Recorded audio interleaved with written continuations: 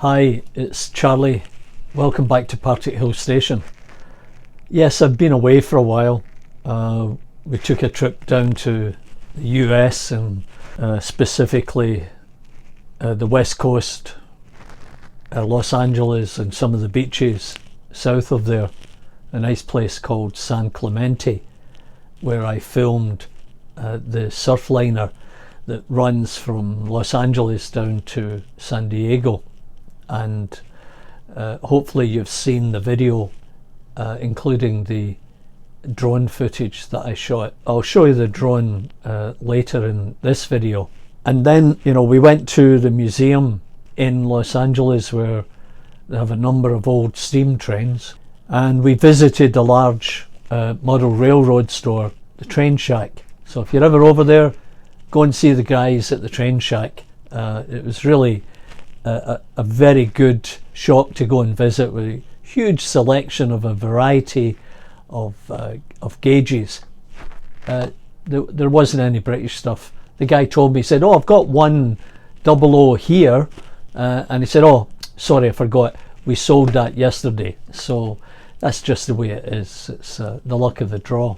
And then we moved on to Savannah, Georgia, and made another video there at the Railroad Museum for the state of Georgia. And a lot of big equipment there, big huge roundhouse and turntable, and you can see that also on a separate video. So along the way I picked up an AR1 Circuitron shuttle, automatic reverse circuit.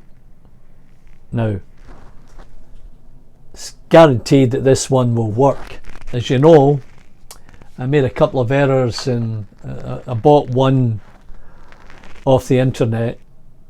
Turned out it was for signals, so I put that up as a giveaway, and Barnabas Junction won it. And then I got back to the original seller and explained what was going on, and he said, "Well, don't worry about it, just keep it. Here's what you probably need." And he sent me 2 items in the email. I picked one, and this one here duly arrived. The only problem is, with this system, you need another separate unit.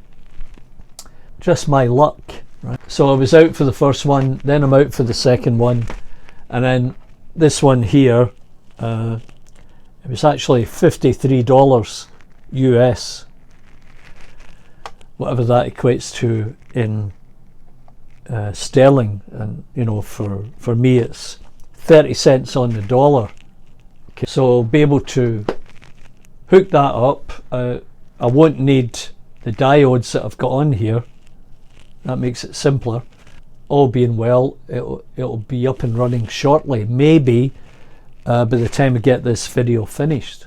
And then also I bought a couple of packets of polystyrene steel sections, some H columns, and what I'm hoping to do with this one is build a frame that supports the water tank at the station just north of Aviemore, where Alan Reynolds visited. And I've been there myself many years ago, and it's it's a steel structure that supports the tank, and these columns should do the job. And I picked up some smaller I-beams and channel members, so I should be able to put all of that together. I also found these smaller stir sticks, and they'll come in handy.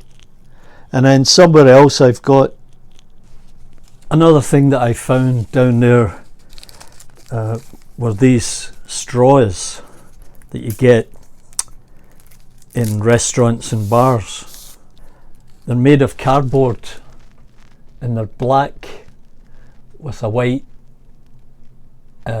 inside, and they're relatively stiff, so I thought these could make some good pipes, so I managed to get a few of them, and they were free, so keep your eye out for those. They could make interesting loads and such like. This is my drone. It's a DJI Mini SE, and it has a camera on the front. I haven't figured out the audio, but it does have a camera, and you've seen that if you saw my footage from the California Surfliner. And then the other component of it is this controller. Now the way it works is I take the cell phone and I place it in here, and I hook it up, and then I excuse me, and then I can control it either by looking directly at the cell phone or just looking up and controlling it as it flies.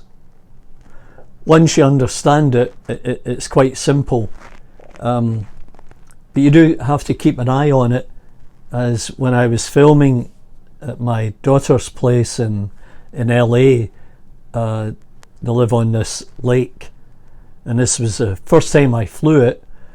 I got it up there, was flying it over the water, had it up at a fair height, and I was talking to her partner, just chatting. When I turned around, it was nearly in the water, and I just managed to get it up before it hit the water.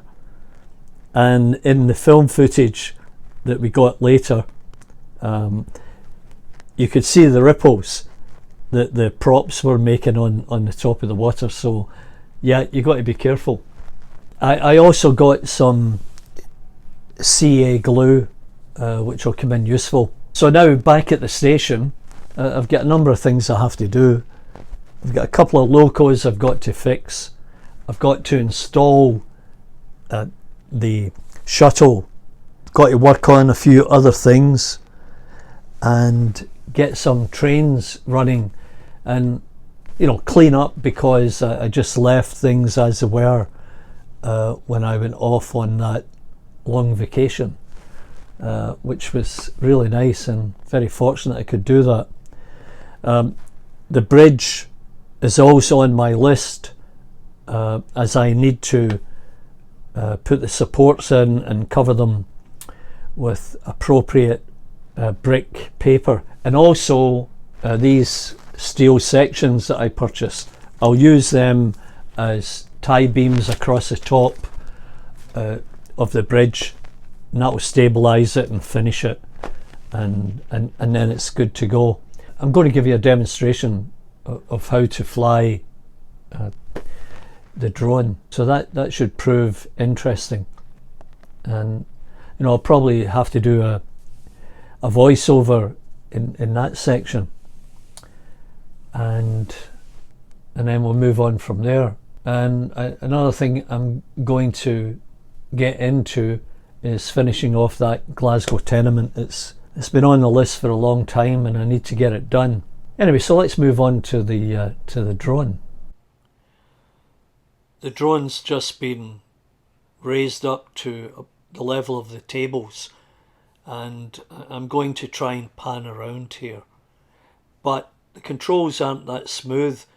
It takes quite a bit of practice to get used to, as you can see here. Now, it is a confined space, and really should be careful in what we're doing here, because it is dangerous and you could do a bit of damage with the drone and their propellers. But I thought you would just like to see this as an exercise. It's a different way to look at a layout, but it'd be nice to see a train going down a long stretch and entering a tunnel. That would be a great use of the equipment. Hope you enjoyed this. Well, I hope you enjoyed that different look at the layout. I certainly wouldn't try that at home. This is what you would term a confined space, and it's pretty dangerous having that drone move around, and you really have to keep your wits about you in a space like this. It's not ideal for filming layout, but I just thought you would appreciate what it was like and the effects that you could get. I would have no hesitancy in a larger area filming using the drone, and it would be great to get over the top of a speeding train as it hurtles down the straight and into a tunnel. So now I have to get back into getting the place ship shape, as I say, get my priorities set up with what has to be repaired, what has to be finished, and so on and so forth. But I just thought you'd like to see a little video as I've been away for a while, and know that I will be back here at Partickhill station in the coming weeks. So please remember to give me the big thumbs up and subscribe if you wish, and I look forward to seeing you next time. Bye for now.